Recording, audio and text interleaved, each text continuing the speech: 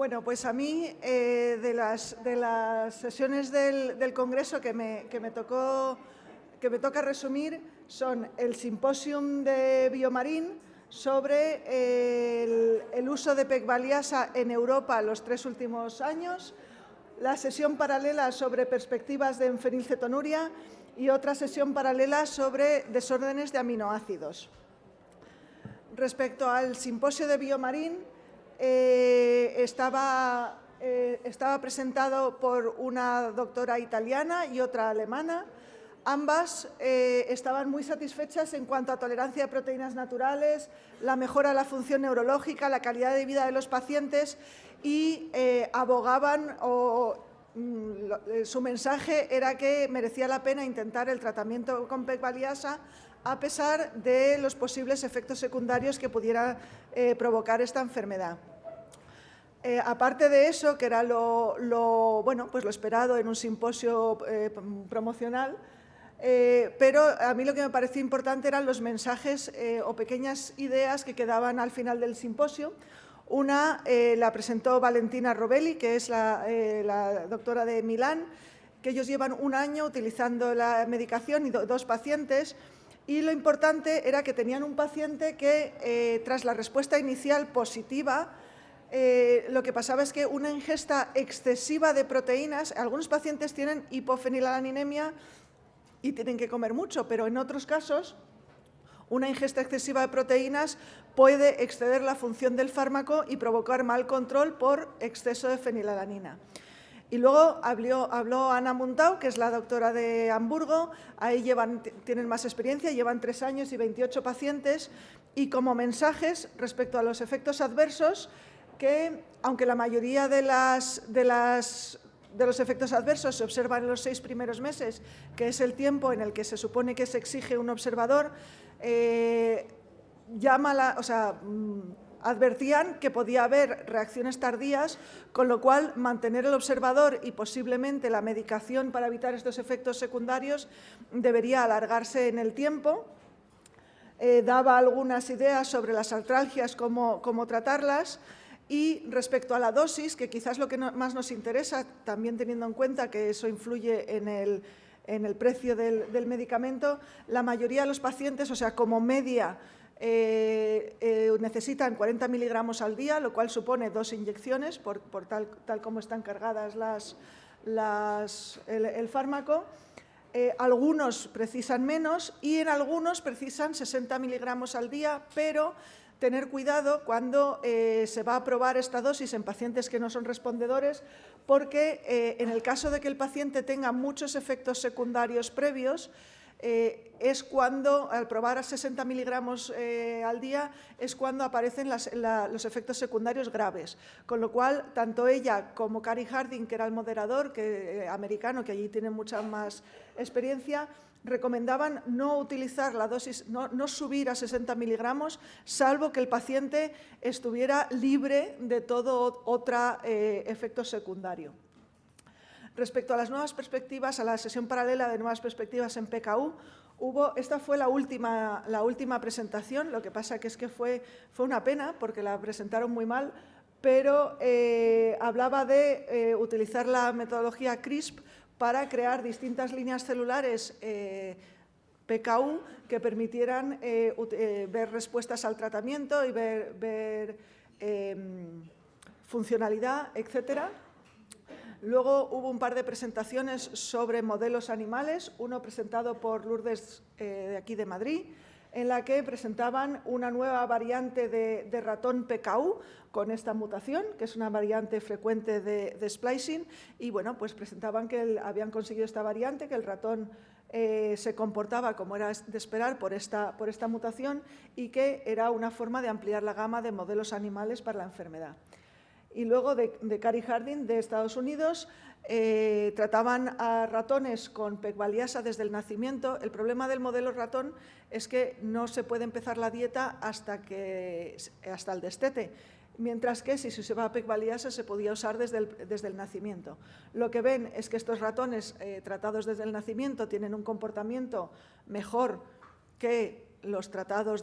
con dieta después del destete y, evidentemente, los que no tenían ningún tratamiento. aunque persistía la microcefalia y los niveles de fenilalanina fluctuaban mucho y, bueno, como era de esperar, cuando se retira el tratamiento con pegvaliasa, pues empeora el comportamiento de los animales. Luego hubo un par de presentaciones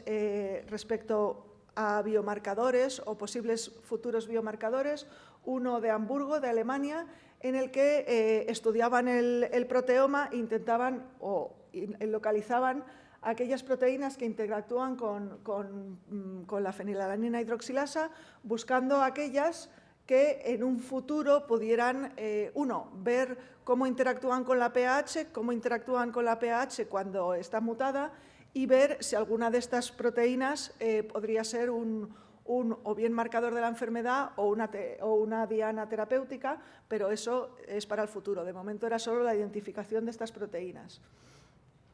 Y luego de Países Bajos presentaron un estudio en el que cogen los pacientes de un estudio previo conocido, COBESCO, que es sobre resultados neuropsicológicos de los pacientes PKU, y lo que ven es que estos resultados neuropsicológicos no siempre se relacionan bien con la fenilalanina. Entonces, como tienen muestras guardadas de sangre de estos pacientes,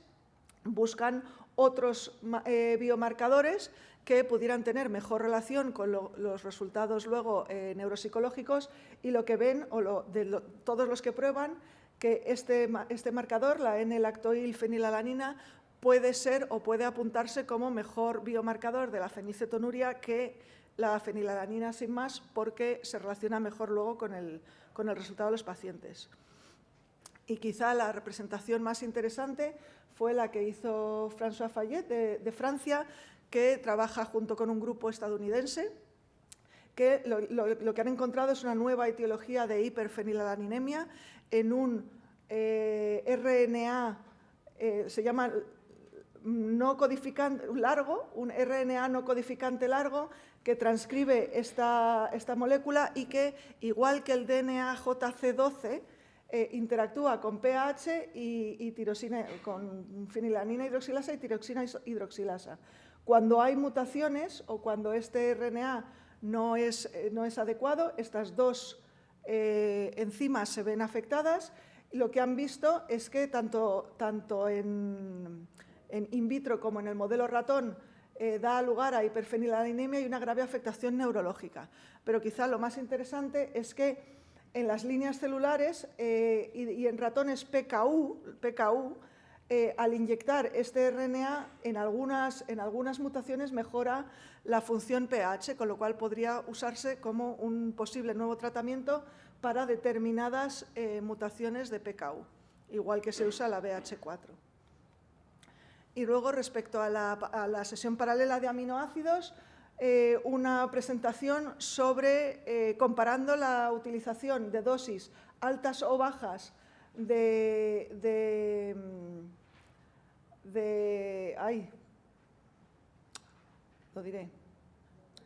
betaína, no me salía. Dosis altas o bajas de betaína en pacientes, por un lado CBS y por otros CBLC. Entonces, tanto en una enfermedad como en otra, los niveles de metionina aumentan independientemente de la dosis, pero lo que se ve es que en CBLC puede tener sentido utilizar dosis altas, pero en CBS los resultados realmente de homocisteína y demás son iguales, tanto si es una dosis como otra, con lo cual a lo mejor no es necesario el utilizar estas dosis altas en CBS. Luego, una presentación de Juliana, de Barcelona, respecto a la quinasa de aminoácidos ramificados. Utilizan el registro de MetaERN y, por lo tanto, tienen 21 pacientes y, bueno, presentaban esta enfermedad que da microcefalia, retraso del neurodesarrollo y rasgos autistas, y lo que resaltaban es que esta enfermedad puede mejorar con tratamiento, una dieta hiperproteica con suplementos de aminoácidos ramificados, y que es una enfermedad que se puede detectar en el cribado neonatal, en donde se ve un aumento de tirosina y disminución de ramificados, y por lo tanto a tener en cuenta dentro del diagnóstico diferencial del cribado, porque es una enfermedad grave pero con un posible tratamiento beneficioso. Luego, otra presentación sobre el trasplante hepático en errores innatos del metabolismo. Era una presentación más psicológica,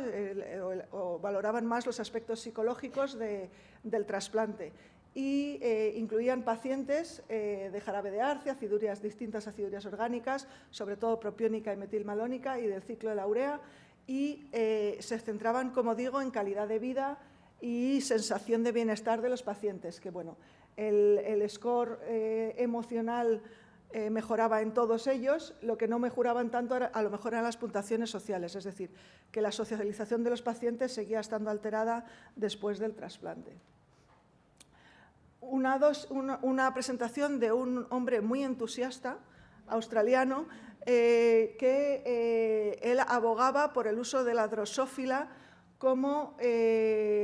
modelo animal para distintos errores innatos del metabolismo. Decía que al fin y al cabo las moscas son muchas, son baratas, y eso hace que se puedan hacer muchos estudios rápidamente, y que estas moscas se les puede dar de comer productos modificados, y de esa forma pues, se podía ver si el aportar determinados aminoácidos o no modificaba el comportamiento de la mosca, y lo demostraba con un modelo de sulfitooxidasa y dieta baja en cistina y serina. Luego las dos últimas presentaciones fueron, esta fue una complicada pero muy interesante. Básicamente los RNA de transporte, hay unos RNA que llevan cada uno de los aminoácidos al ribosoma para cuando se está transcribiendo el RNA a la proteína. Entonces, cada uno de estos RNAs se suponía que eran específicos para cada aminoácido, es decir, había uno para la isoleucina, uno para la valina, uno para etcétera, etcétera. Y eso es verdad, que son bastante específicos y que se usan para la transcripción del RNA a la proteína, pero lo que se veía es que hay uno que es el de la valina, que cuando falta isoleucina puede, este de valina puede también coger la isoleucina y permite que se siga produciendo esta transcripción del RNA a las proteínas. Es decir, que esta molécula pues es bivalente en esos momentos de déficit. Hay una serie de pacientes en los que esta molécula está mutada y, por lo tanto, esto no se produce y da lugar a la enfermedad, pero ellos decían que esta ambivalencia podría valorarse como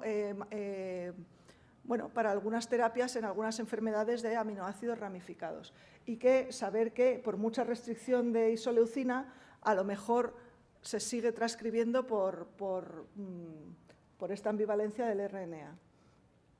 Y para finalizar, hablando de la atrofia girata, desde Helsinki, Finlandia, donde tienen mucha experiencia, pues habían conseguido líneas celulares usando el CRISP como modelo de la enfermedad, y que eso les utilizaban modificación del DNA, lo cual aumentaba la expresión del RNA y mejoraba la función en estas líneas celulares, con lo cual lo que quieren, o su futuro, es transferir células maduras in vivo con estas nanomoléculas para tratar a los pacientes con atrofia girata. Y con esto he resuelto.